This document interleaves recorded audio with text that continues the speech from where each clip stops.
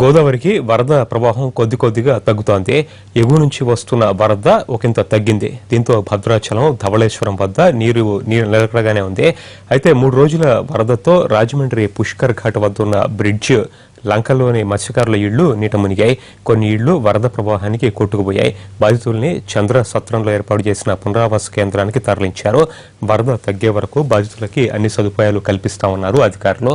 అటు తూర్పుగోదావరి జిల్లా పి గన్నవరం పరిధిలో గోదావరి ఉగ్రరూపం దాల్చిందే. దాంతో కోనసీమలో పలు గ్రామాలు వరద ముంపులో చిక్కుకున్నాయి.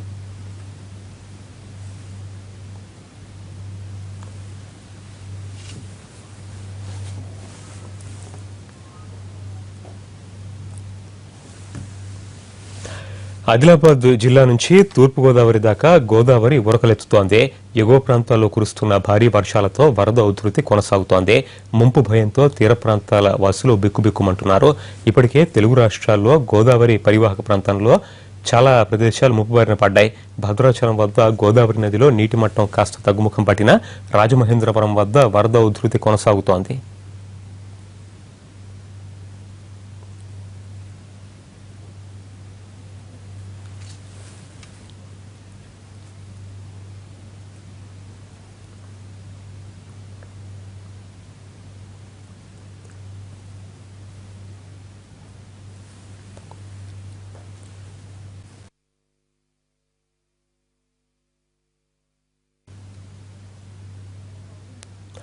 రాజమండ్రి వద్ద గోదావరి వరద ఉధృతి తగ్గుముఖం పట్టింది. ధవళేశ్వరం బ్యారేజ్ వద్ద 14.8 అడుగుల వద్ద నిలకడగా కొనసాగిన గోదావరి క్రమేపీ తగ్గుతోంది.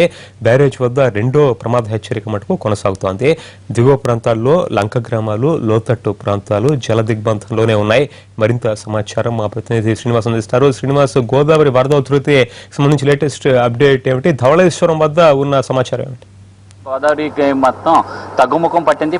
ప్రస్తుతం రెండో ప్రమాద హెచ్చరికను స్థాయిని మించి ప్రవహిస్తున్నప్పటికీ కూడా ధవళేశ్వరం బ్యారేజీ వద్ద 14.8 అడుగుల వద్ద కొద్దిసేపు స్థిరంగా కొనసాగిన గోదావరి వరద నీటి మట్టం క్రమేపీ ఒక పాయింట్ చొప్పున కొద్దిగా తగ్గడం జరుగుతున్నది. దీన్ని బట్టి చూసినట్లయితే ఈ మధ్యాహ్నానికి రెండో ప్రమాద స్థాయికి తగ్గి ఇంకా ప్రవహించే అవకాశాలు ఉంటాయి. అయితే ప్రస్తుతం చూసినట్లయితే ధవళేశ్వరం బ్యారేజ్ దగ్గర రెండో ప్రమాద హెచ్చరిక స్థాయిని మించి ఇక్కడ గోదావరి ప్రవహించడం జరుగుతున్నది. అయితే బ్యారేజీకి సంబంధించి మొత్తం 175 గేట్లను కూడా ఎత్తివేసి మొత్తం ధవళేశ్వరం నుంచి విజయేశ్వరం వరకు కూడా మొత్తం ఈ రోజు 14,65,000 క్యూసెక్కుల నీటిని సముద్రంలోకి విడుదల చేయడం జరుగుతున్నది. అయితే ఇప్పుడు ఎగువ ప్రాంతాల్లోంచి కూడా అంటే భద్రాచలం దగ్గర మరింత తగ్గుముఖం పట్టి గోదావరి 49 అడుగులకు తగ్గడం కారణంగా ఇంకా రాజమండ్రి వద్ద ఇంకా మరొక కొద్ది సేపట్లో ఇంకా మరికొంత తగ్గే అవకాశాలు ఉంటాయని చెప్పేసి ఇరిగేషన్ అధికారులు చెప్పడం జరుగుతున్నది. అయితే ప్రస్తుతం చూసినట్లయితే మహారాష్ట్రలో అత్యధికంగా వర్షాలు పడటం కారణంగా మళ్ళీ కాళేశ్వరం వద్ద గోదావరి ఎగువ ప్రాంతంలో ఉన్న కాళేశ్వరం, పేరూరు, దుమ్మవరం వద్ద మళ్ళీ గోదావరి అక్కడ పెరుగుతూ ఉన్నది. అయితే ఇప్పుడు ప్రస్తుతం గోదావరి తగ్గుముఖం పట్టినప్పటికీ కూడా ఎగువ ప్రాంతాల్లో పెరుగుతున్న గోదావరి వరద కారణంగా మళ్ళీ పెరిగే అవకాశాలు ఉంటాయని చెప్పి అధికారులు అంచనా వేస్తున్నారు. ఈ మేరకు అయితే మట్టికి మొత్తం ధవళేశ్వరం బ్యారేజ్ సంబంధించి మొత్తం అన్ని గేట్లను పూర్తిగా ఎత్తివేసి ఎప్పటికీ పైనుంచి వచ్చిన గోదావరి వరద నీటిని అంతా కూడా కిందకి వదిలిపెట్టడం జరుగుతున్నది. దీంతో గోదావరి దిగువ ప్రాంతంలోని చూసినట్లయితే లంక గ్రామాలు, లోతట్టు ప్రాంతాలన్నీ కూడా జల దిగ్బంధంలో చిక్కున్నాయి. పలు గ్రామాలకు రాకపోకలు స్తంభించిపోయాయి. మొత్తం ఇళ్లలో కూడా నీళ్లు ప్రవహించడం జరిగింది.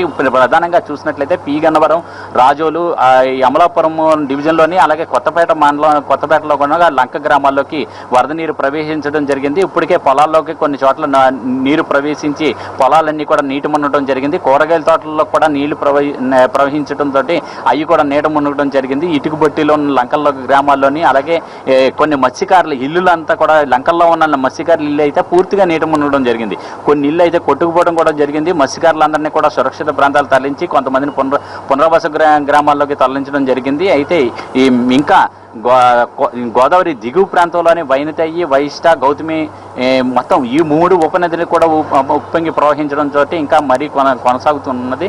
అయితే అక్కడ చూసినట్లయితే మొత్తం గోదావరి లంకల ప్రాంతాల్లో చూస్తే మొత్తం ఈ లంక గ్రామాలన్నీ కూడా ఇంకా జలదిగ్బంధంలోనే చిక్కుకోవడం జరిగింది. అయితే రెండో ప్రమాద హెచ్చరికని మించి ఇంకా గోదావరి ప్రవహించడం వలన ఈ రోజు సాయంత్రం వరకు కూడా ప్రమాదకరంగానే ఉంటుంది. అయితే తర్వాత కూడా కాళేశ్వరం వద్ద గోదావరి పెరుగుతున్న కారణంగా మళ్ళీ గోదావరి వరద ఇంకా పెరిగే అవకాశాలు మళ్ళీ ఉంటాయని చెప్పేసి అధికారులు వేస్తున్నారు.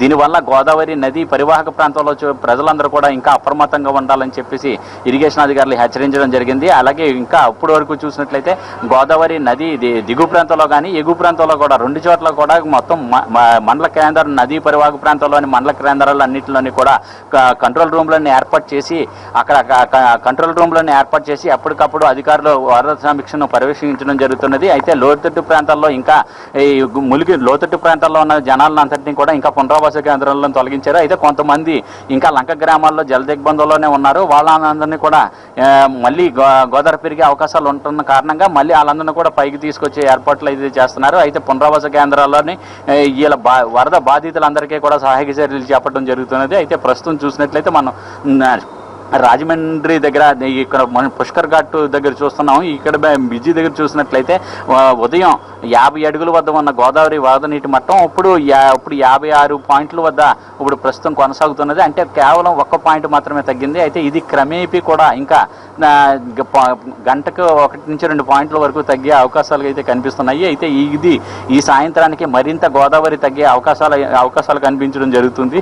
అయితే గోదావరి ఎగువ ప్రాంతంలోనే ఇంకా మోతుగూడెం, కోనవరం, దేవీపట్నం ప్రాంతాల్లో అయితే ఇంకా భద్రాచలంలో గోదావరి వరద నీటి మొత్తం తగ్గడం వల్ల అక్కడ మరింత గోదావరి వెనక తగ్గడం జరిగింది. అక్కడ అయితే ఇంకా రాకపోకలు ఇంకా అలా నిలిచిపోవడమే జరిగింది. మొత్తం 50 గ్రామాలకు బాహ్య ప్రపంచానికి దూరంగా ఉన్నారు వాళ్ళందరూ కూడా. అక్కడ రాకపోకలు కొనసాగించే పరిస్థితులు ఇంకా కనిపించట్లేదు.